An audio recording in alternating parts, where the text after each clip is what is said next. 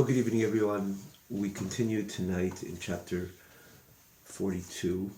Yes, there have been quite a few classes in this chapter up till now, and there will be more. It's a lengthier chapter.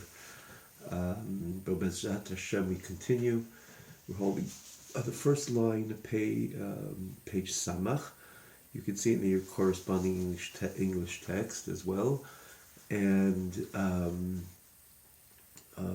Kumesh Amar Azal, like the Chazal tell us, Yagaitu Motzasi Tamin.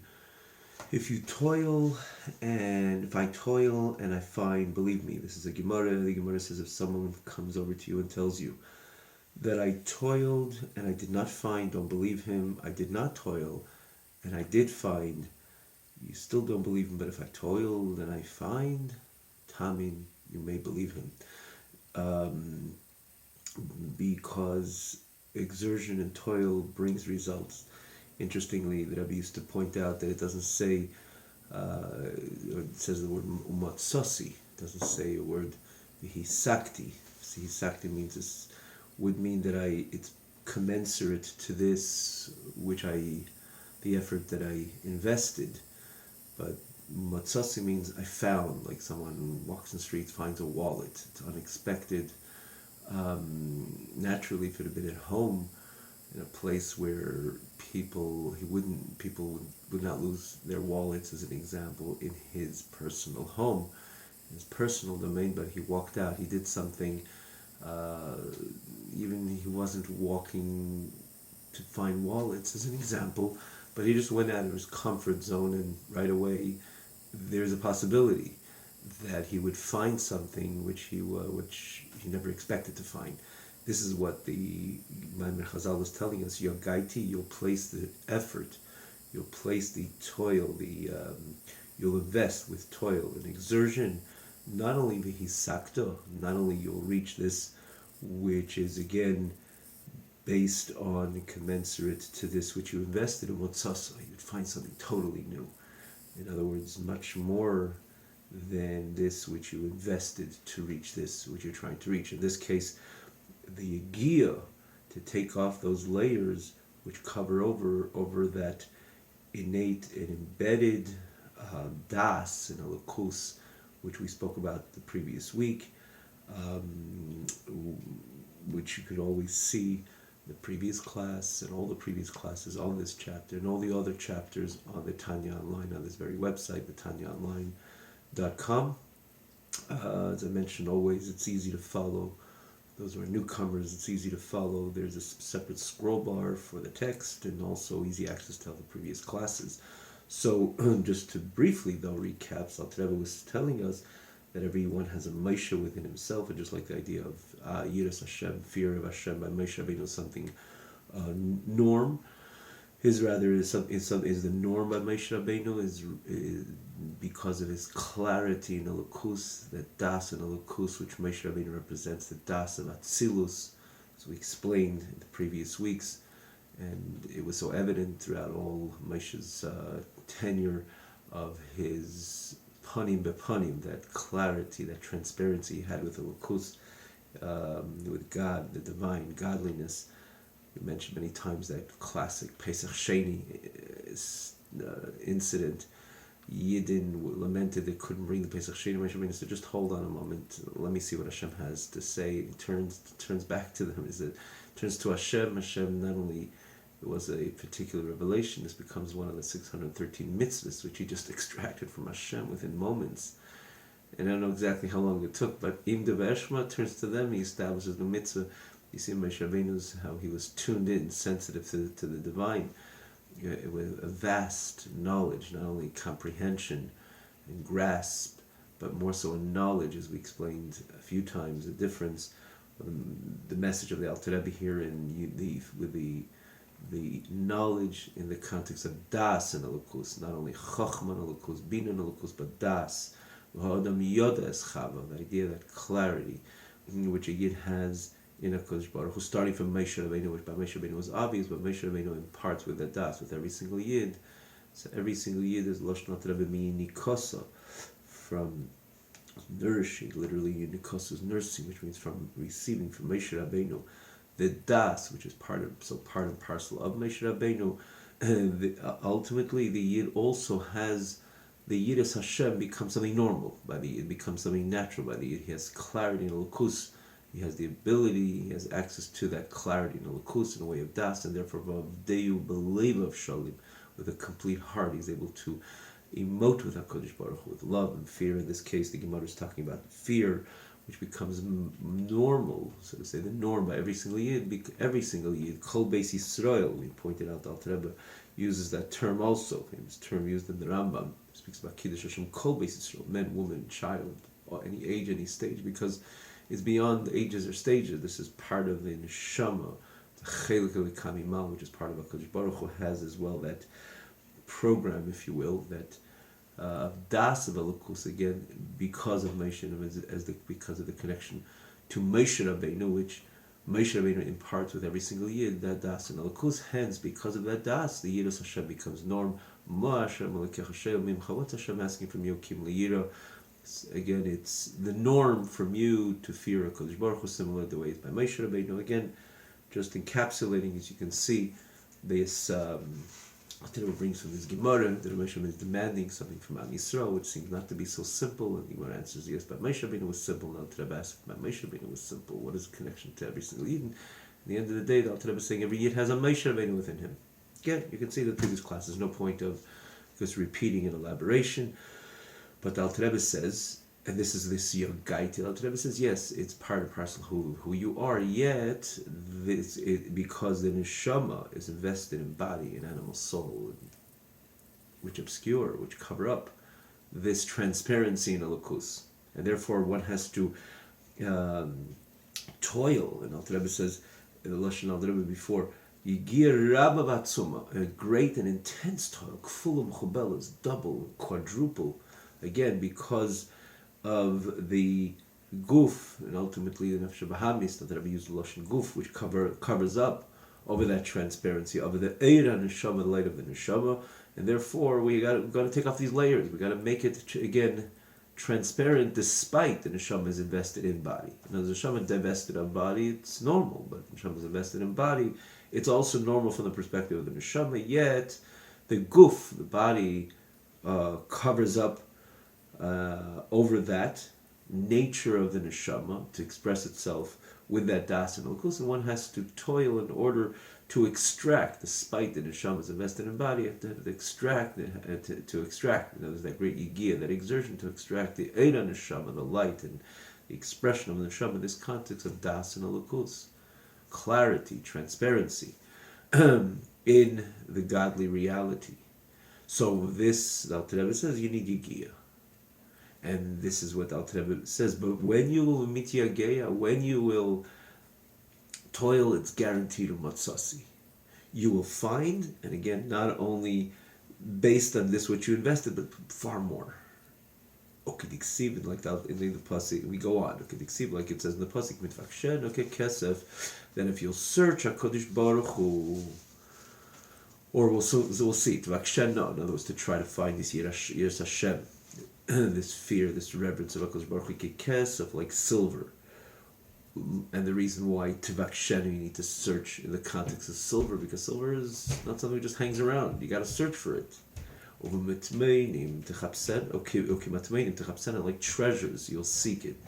Again, you'll search for this like treasures. Then you'll understand and you'll appreciate the Yiras Hashem, the reverence of HaKadosh Baruch Hu, end quote of the pasuk. And now the Rebbe explains what the pasuk is telling us. It's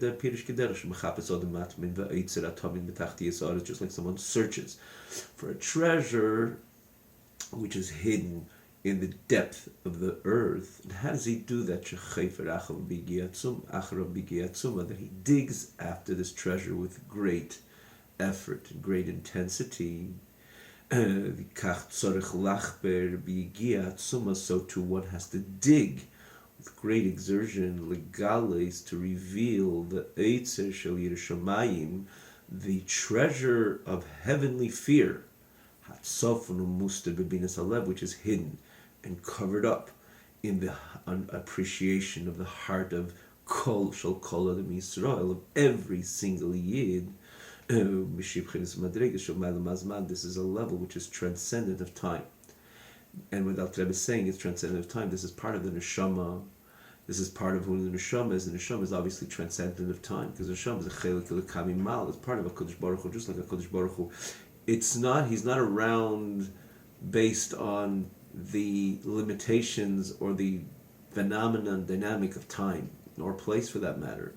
Hashem is transcendent of that. We can all appreciate the whole idea of Zman, the whole idea of time, is part of the fabric of Olam, of creation, of worlds in general, particularly this world, which this is an Olam, as the Lashon Alter Rebbe, this is what Olam, the Olam is comprised from Makim Zman, time and place and time.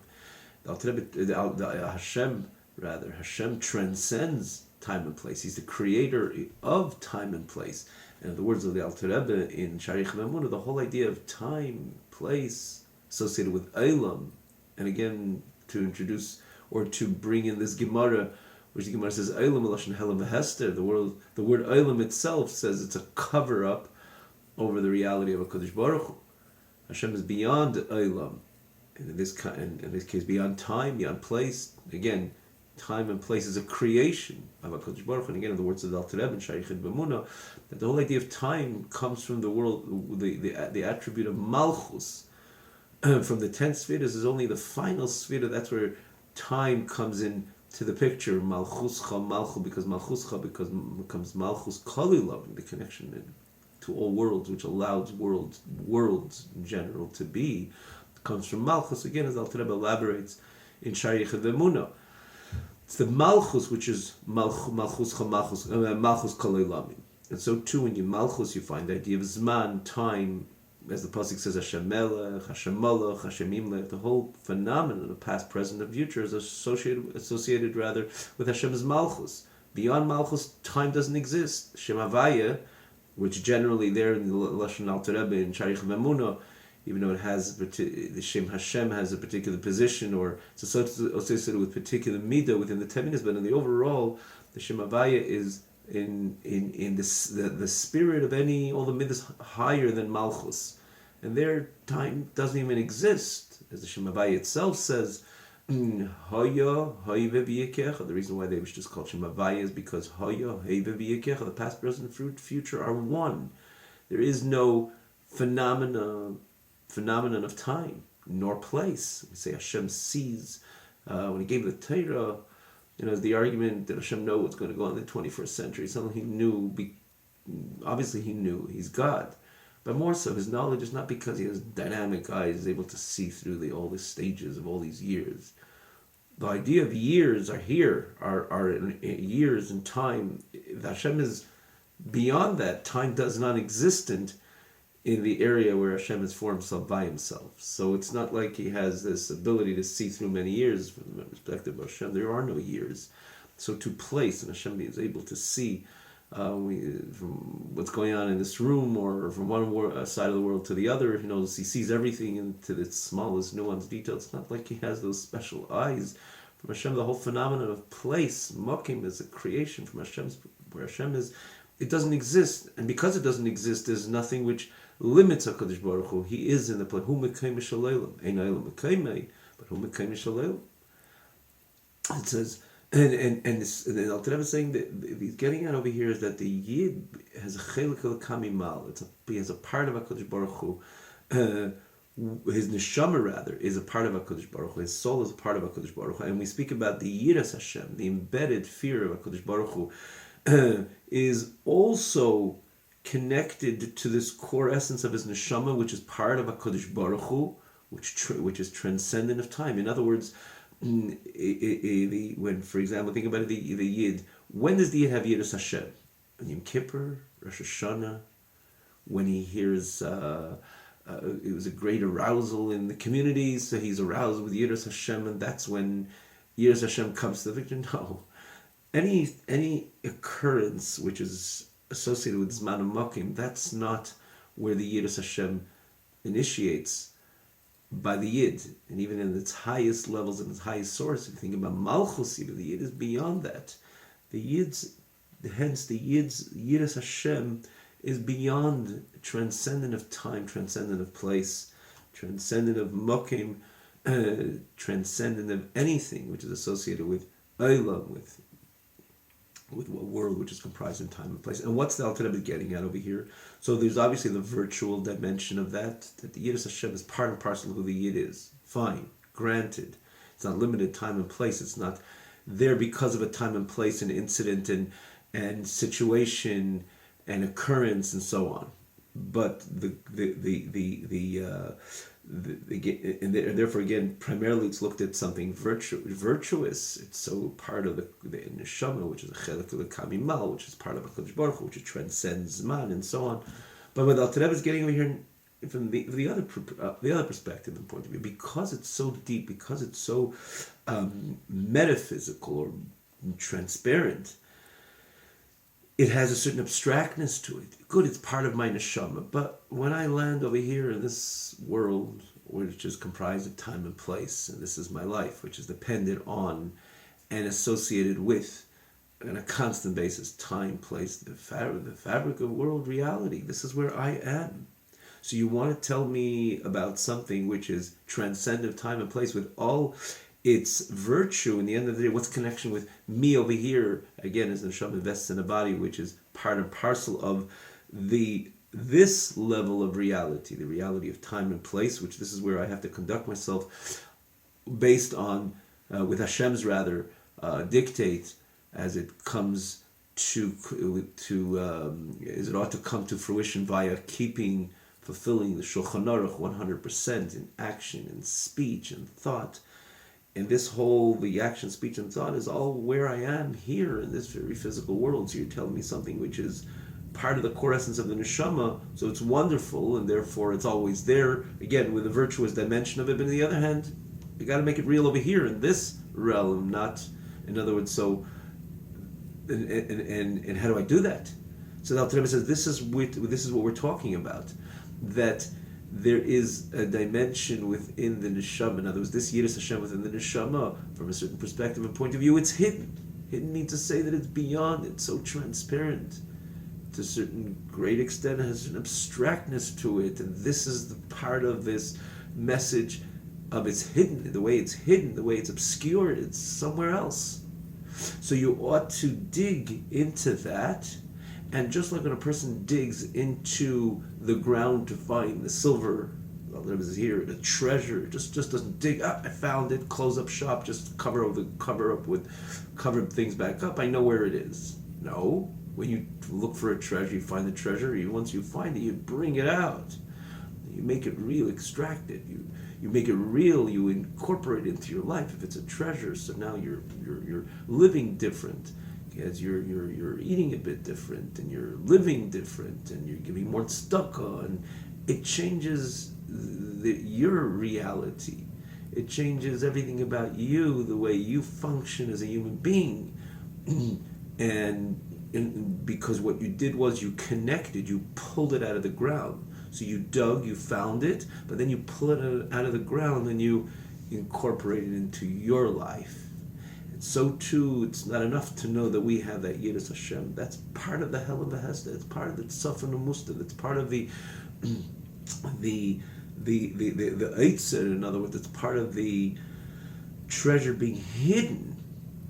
But the point of extracting it, the point of finding it or getting to it, is to bring it out and to incorporate it into where the consciousness of the human being is, and ultimately to reflect in my machshava dibra ma'aseh, my thought, speech, and action, to incorporate into the way I am as a human being, as a yid.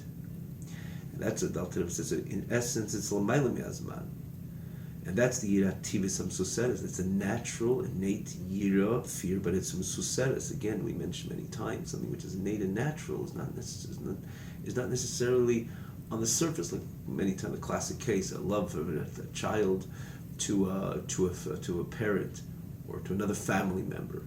You don't always see the passion because it's so natural. Many times things are natural become less obvious And again, the more the inherent, the more the innate, many times it's synonymous with the concealed, the hidden. And this, yes, it's an innate part of the neshama, but it's misuteres, it's hidden, as we just mentioned. And therefore I ought to dig to it, get to it. When I get to it, I have to bring it out, and again, incorporate it into my conscious mind as a human being, and ultimately reflect in my conduct, again, based on the word of HaKadosh Baruch Hu. In order to come to a state of action and being a God-fearing Yid. In other words, starting from the fear of sin, meaning in actuality that there should be in my life sur meira, complete removal from anything which Hashem categorizes as evil, which is anything which Hashem says not to do, maybe deraisa, derabbanan, or rabbinic prohibitions, or Torah prohibitions, or rabbinic prohibitions. He's ever writes many times, if you listen, kalsha divrei sefer, even something lenient of a rabbinic prohibition. In other words, within rabbinic prohibition, it's something lenient, but in the end of the day, Hashem says not to do, as we mentioned many times, and this was the predication of many points of the Tanya, when the Eibishter says, don't do something, don't speak something, don't think something. It's not like, okay, he stopped by that. This is okay, that's no good. No. There's something, it's intrinsically evil, it's intrinsically no good. And may it be, this is what Hashem says not to do, not to speak, and even not to think. And that's ra, that's no good, that's evil, if you will, to translate the word ra. By definition, and the Yid is told sur meira, that he should fear sin, that he should remove himself from any type of ra, b'maisa dibur machshav, in action and in speech and even in thought, in order to, in other words, to incorporate this Yiras Hashem in my conscientious mind, that it should reflect in my adherence, my submission to Shulchan Aruch, to this what Hashem says in action and speech and in thought. One has to reveal it from the depth of the appreciation of the heart. In other words, where the Yiras Chet is, where that Yiras Hashem, rather, that reverence of HaKadosh Baruch Hu, the hiding, Matspuni means the hiding place, if you will, of that Yiras Hashem, which on its own is Lamayla Mazman, of the reverence of HaKadosh Baruch Hu, that is, which is on its own higher and transcendent of time. And the point is Lahaviyah, to bring it in, L'B'chinas Machshava Mamosh, to my conscious mind, Shebamech, in other words, in my mind. My thought, which is in my mind, Lahamik Bo Machshavte, and to be conscientious about it in a way that I profoundly invest my thought, Meshach Zman Mamosh, in a certain amount of time. In other words, in order that it should actually reflect in my thought, speech, and action, to become real to me, I have to think about it, and again, for a certain amount of time on the clock, 5 minutes, 10 minutes, an hour, meaning to say, this is the first step of incorporating this Yiras Hashem in a way that it would reflect in my thought, speech, and action. I have to become conscientious about it. And being conscientious about it, I have to take literally time in this world, in this realm where time is, and think about it, profoundly invest my mind into it, until it will, its impact will come, will be emerge from the potential state into actuality, mamash meaning that I would be remove myself completely from the evil, and on the positive side. In other words, be careful and scrupulous with this. Hashem says not to do. This Hashem says not to think, and this is what Hashem, not to speak, and this is what Hashem says not to think. And so to be diligent in this which Hashem says to do, again with my machshava, dibur ma'isa, with my thought, my speech, and my action. Even it takes actually a lot of investment, not only to think this what Hashem says wants me to think, but actually to speak, which is a greater exertion. Interesting, I'm just taking note over here that when it comes to Asay Tev, the Alter Rebbe starts by Machshava Dibur Ma'isa. Comes to Sur Meira, the Alter Rebbe says Ma'isa Dibur Machshava. And the reason is obvious, because that's where it becomes more difficult. More in Ma'isa, rather more in Dibur over Ma'isa, speech over action, more even in thought. To be careful, to have a pure thought. In other words, my thought is aligned with Eibishter, with Hashem, this what Hashem says not to entertain my mind with. I don't entertain my mind with it. There's naturally even a greater effort. When it comes to Maisa, it's the opposite. In other words, Vasei Taiv. This is what Hashem says to do. Yeah, I think about HaKadosh Baruch Hu. But speech and action, too hard for me. No, more so in speech. To exert yourself, to learn Torah. Chaim heim l'metzeim bepeh, like the Gemara says in Eruvin. That one has to speak, verbalize, utter the words of Torah, verbalize the words of Torah, benching and davening, and more so, Maisa, action, to do, to invest, and to exert myself even in areas which I feel a little more lax, and I'd rather keep it to the word of speech. No, Maisa, get going, do what Hashem wants you to do. Back to the Asei Tov, and in other words, to be certain, to the way the Yiras Hashem would actualize itself, would realize in thought and speech and action, in Surmera, in this what Hashem says not to do, in Asei Tov, and Hashem says to do, and this comes because I took that Yiras Hashem, I dug it out, and I made it part of my conscious mind. And in the way the Alter Rebbe says, when we speak about becoming or being part of my conscious mind, meaning, how do you translate it? That I have that clarity that Hashem is looking and gazing and listening and hears and understands and appreciates every nuanced detail what goes on within my system. And it does not just like a hovering thought or a hovering concept. It becomes real to me. Real to me is Lashon Alter Rebbe Pnei Hashem.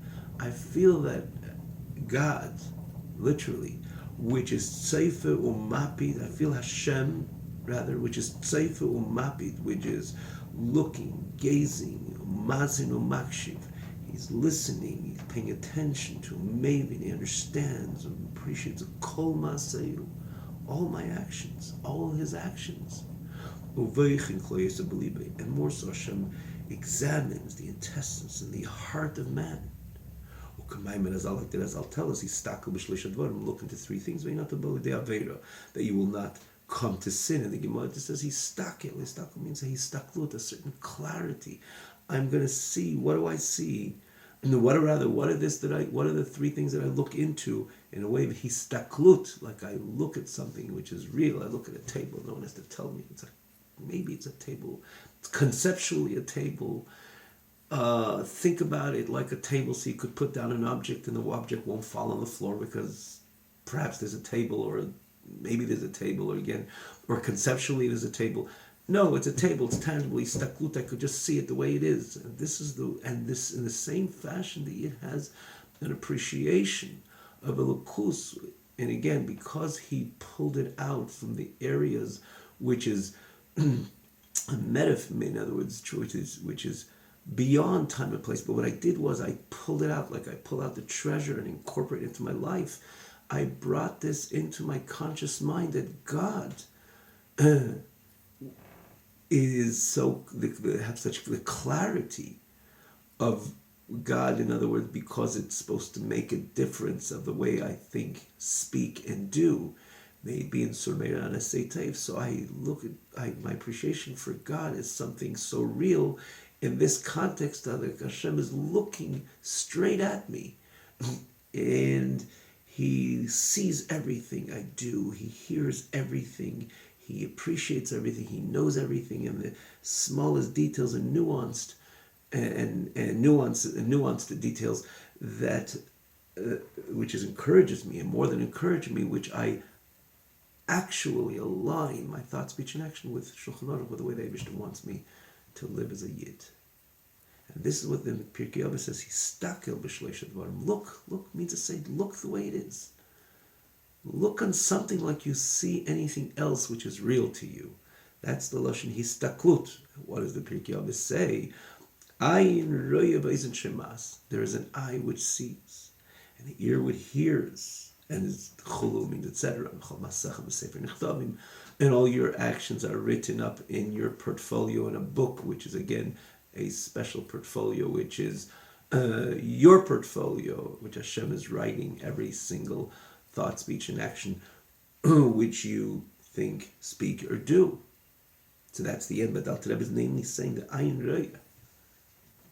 Mentioned the other day, it's we can appreciate a bit today. For example, we see a clarity in something which is looking and knows all about us. We have the GPS or this in certain services. You want to go from where you are to this and this place. Who knows where I am? But I right away, I don't type in looking for the address where I am. I will type in where I want to go. Or I'm looking for that service and say, where you are, call the service and tell me how many minutes, it would tell me how many minutes the service will be here as an example. I'll be able to appreciate that service as an example. Why am I so clear? Why am I so certain that I don't even pay attention to it? And as we drive, the whole GPS idea, because of this technology, which is again a creation of Hashem, the Creator, and which is again, as we get closer to Mesa Mashiach, we have not only examples, but there's many understandings how the technology is so really part of this evolution. But again, we always have to make sure to keep balance and perspective, because everything can go two ways. And Zelu Mazel Salikim, we spoke as well in the past, but naturally it helps us. We can go quicker to our shir, to our davening, and so on and so forth, where we have to, all the good places we ought to go. But we can use this as well as something to appreciate this very mission. No one has to tell me, maybe he'll know. There's always, it can be in satellites, there could be the error. But in HaKadosh Baruch Hu, there's no error. But at least we can appreciate that we don't have to say from where you are, because I know for certain that there's something monitoring me right now and knows exactly where I am. Doesn't know what I'm thinking, doesn't know what I'm talking in the car, not as of yet at least, or what I'm doing, but it knows where I am, and I have clarity in that. It's not a concept. I right away follow with that notion that there's a system that knows exactly where I am. And again, that's easier today to adapt to this very Mishnah, this very message of the Alter Rebbe. It's much more than just knowing where I am. I know very clearly, with a clear knowledge, das, that there's Hashem which looks and gazes, and not only gazes in the way he just wants to just gaze from afar, but he knows everything about me, to the smallest detail, my action, speech, and even thought. And therefore I align myself with the way the Eibishter wants me to live as a Yid, to follow scrupulously Shulchan Aruch, in a way that all my actions, all my thoughts are perfectly aligned with HaKadosh Baruch Hu, again, because that's the Yiras Hashem, that reverence, or Yiras Chet, fear of sin, because of that clarity that I have in Elokus, which is the Das Hashem Elokei Avicha, coming from Moshe Rabbeinu, which is again, in the end of the day, part and parcel of who I am, because of that Moshe Rabbeinu which exists within me, which brings to this Vavdehu B'Lev of Shalom, serving HaKadosh Baruch Hu with a complete heart. Have a good